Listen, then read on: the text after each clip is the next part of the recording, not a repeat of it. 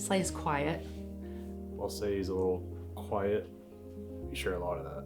Very soft-spoken, and He keeps to himself. Mysterious, I think. My dad was very fun, chilled. I like to hang out with him. He liked film, movies, and that sort of thing, and screenwriting, right? Really funny, really happy. He's very smart. He likes to read. He likes to eat. love for all things food. He's a very Yeah. good cook. He's a fantastic cook. We always are looking forward to the first Saturday of football because he does a big spread Thanksgiving and Christmas Eve. Now, those are Slade holidays. I never really have learned how to cook very well because of it. He does all the cooking. I don't cook very well. He never really says much, but his love is by actions and by cooking for people. Of course, he loves the Georgia Bulldogs. We all do. Huge Georgia fan, so am I. Love Georgia Bulldog football, so Saturdays in the fall were spent doing that. He likes to spend time with his family. I would describe him as a big family guy, so we did a lot of family stuff. We love to go camping. We went to the Okefenokee Swamp a couple times. When I was younger, we would go to the park and feed the geese and stuff and just play on the playground. We used to go fishing all the time. We would go to Disney a lot. We did an annual beach trip, I feel pretty much every year. Festivals, going to the park. He was my coach in football and lacrosse. He was always included with our sports. He's always been very supportive of our kids. We met at Roswell Street Baptist Church, probably 92 or 3. Too. Kind of post-high school, same group of friends and going out to eat after church and getting to know each other that way. He's mysterious. He says that he remembers seeing me, that I was dressed classy. You asked me on our first date and planned a really great day in Chattanooga. And I thought I was a little aggressive for the first date, take you across the state line. But it was great. He had the timing of the sunset that night and everything. The whole day planned out perfectly. Our daughter, our oldest, Madison, married to our son-in-law, Zach, who we love very much. And they have our first grandbaby, Nash. Our second one came along 3 years later. And then our third one came along 12 years after that. Things have been pretty smooth for us as a family. And I may get emotional, but we haven't really experienced a lot of tragedy or loss in our family. We are a normal couple, honestly. We're not going to pretend that everything's always been perfect. It hasn't. We continue to do life together and be there for each other. Our family motto has always been what? Get tough. Get tough. And we've had to live that out for sure. It was January the The day we received the news was the 13th. 13th? Yes, that's right. Originally went in, I've had knee issues for several years. So they were doing, I guess that was an MRI. Well, there's a little bit that's foggy for you. I was having some dizziness, immediately standing up, for 2 or 3 seconds. Maybe some cognitive issues here and there. I guess we mainly went from the knees though, right? No. He's in the swimming pool industry, and as long as we've been married, as long as he's been doing this, he's gotten up really early and gone to work. Usually he would leave for work around 6:30 or 7, and he was leaving around 9, 10, 11 o'clock. Why are you sleeping in? I just feel he was off. Sure, those things led me a little bit to thinking that he may be depressed. October is when I started taking notes. So I'd seen some things here and there that were just not Slade.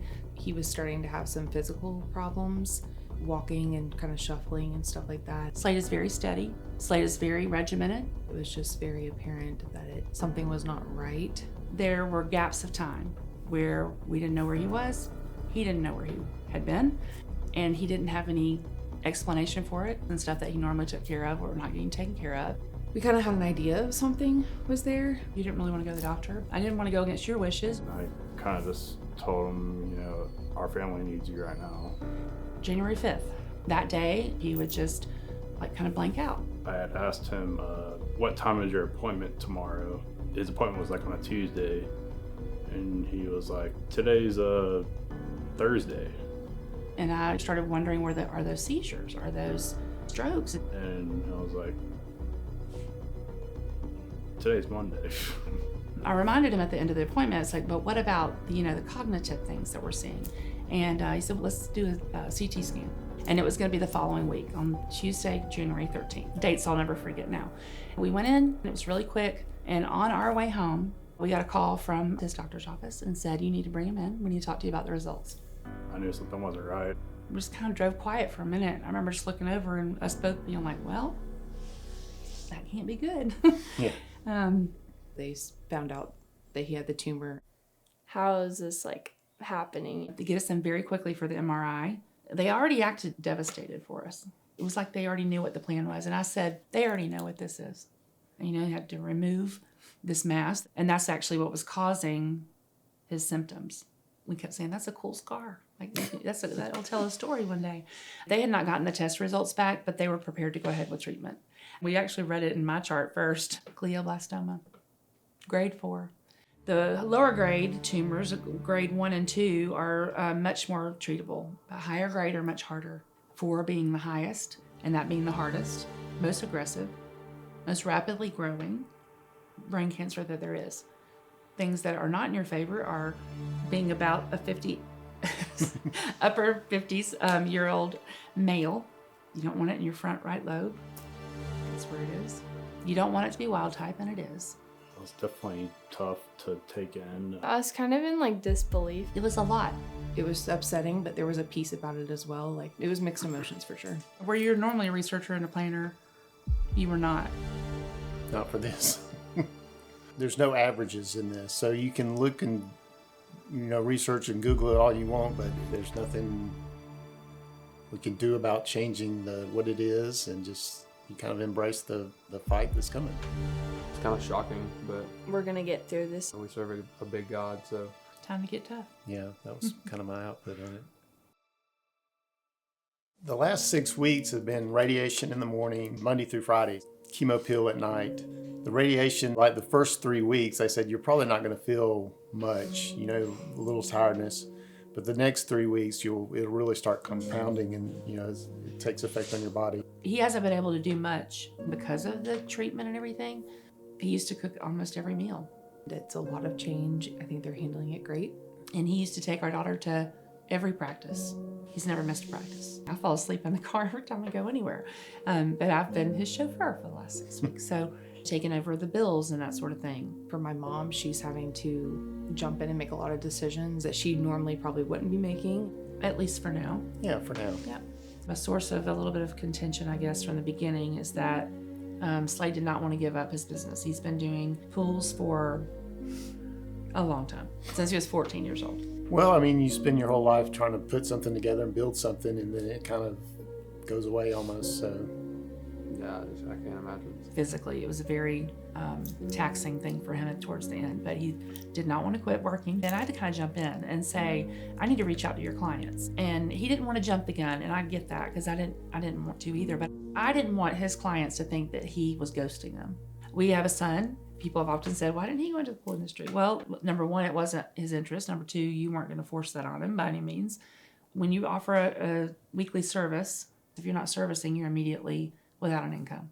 that's probably been the biggest challenge, I guess. If he's not working, obviously no money comes in. We weren't prepared, My biggest fear is probably just like our whole family like losing hope. It's not like just getting sick like normal. In a lot of ways, we're not prepared for this kind of thing. It's just a long haul. That we're all just gonna think like we can't get through this. I know we can. You just kind of think you're invincible, I guess, All of a sudden you're in a situation where you have nothing and there's nothing coming in. The financial toll has been severe. That was kind of the conversation, is let's just go over there and help in whatever way we can. Some of our friends stepped in and said, we'd like to create a GoFundMe so that we can support you, and we'd like to do a meal train, so that you don't have to learn to cook all of a sudden. That's literally how we've survived financially. It's allowed him to go through the last 6 weeks of treatment without the concern of finances. I want that for your mental health too. It's temporary, but it's at least gotten us through the hardest part till we can kind of figure out what comes next. I want him to be able to feel like he's, has a purpose. In my mind, I think that he's like, like how much longer, am I going to be here? My biggest fear is just like Losing him. We believe in the power of prayer.